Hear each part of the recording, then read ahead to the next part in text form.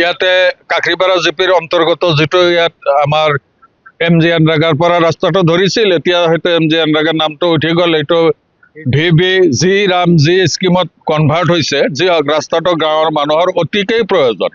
এই ৰাস্তাটো ভালদৰে কাম হৈ আছে, অনগয়িং ৱৰ্ক এইটো।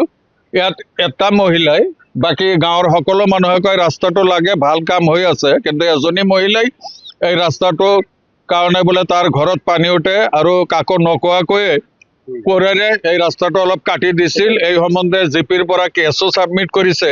আমি নিজেও আহি চাই গলো আৰু ৰাইজৰ লগত কথা পাতিলো। সকলো ৰাইজে কৈ আছে এই ৰাস্তাটো অতিকৈ প্ৰয়োজন আৰু ৰাস্তাৰ কামটো ভাল হৈ আছে। এই ৰাস্তাটো হলে গাঁৱৰ সকলোৰে ভাল হ'ব। গতিকে মহিলাজনীৰ ঘৰত যদিও পানী উঠে আৰু কাটিছে যদিও আমি বেয়া ব্যৱহাৰ কৰা নাই, আমি এইটো সলিউশনৰ কাৰণে কলো সিহঁতৰ ঘৰৰ তাত ৰাস্তাটো অলপ হেলনীয়াকৈ ওখ কৰি দিম, ৰাস্তাৰ পানী যাতে তাৰ ঘৰত নাযায়। আৰু প্ৰেচিডেণ্ট চাহাবে নিজেও প্ৰতিশ্ৰুতি দিছে এই মহিলাগৰাকীৰ ঘৰৰ চোতালত যি পানী উঠে তাত সেই ৰাস্তাটো অলপ ওখকৈ স্কিম ধৰিব। স্কিমৰ পৰা নহলে তেখেতৰ ব্যক্তিগত পইচা দি বনাই দিয়াৰ কাৰণেও সকলোৰে সন্মুখত কৈছে। আমি আশা কৰো এই বিবাদটো আৰু নাথাকিব আৰু ফাইনেলি সলভ হৈ যাব, ৰাস্তাৰ কামটো ভাল হ'ব আৰু সমাজৰ মানুহৰ উপকাৰ হ'ব। আৰু এইটো হল মানে MG এনৰেগাৰ ৰাস্তা এটা হৈ আছে, তো সব পাব্লিকে কৈ আছে কাম ভাল হৈছে, মানে ৰাস্তাটো লাগে।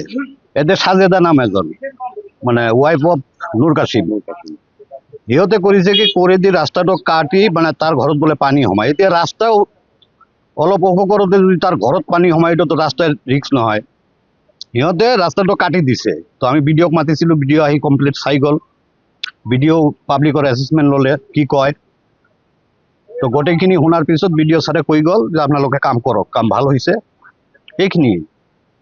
কিন্তু তাৰ কমপ্লেইনটো সাজেদা বেগম মানে কমপ্লিট ইলিগেল কমপ্লেইন। কোনো আপনি পাব্লিকৰ ই লওক, ভিউ লওক, কি কয়, ভিডিঅ' লৈছে পাব্লিকৰ ভিউ। ভিডিঅ'টো মাইকী মানুহ, জেণ্টছ, লেডিজ চবকে সুধিছে ৰাস্তাটো কেনেকুৱা হৈ আছে।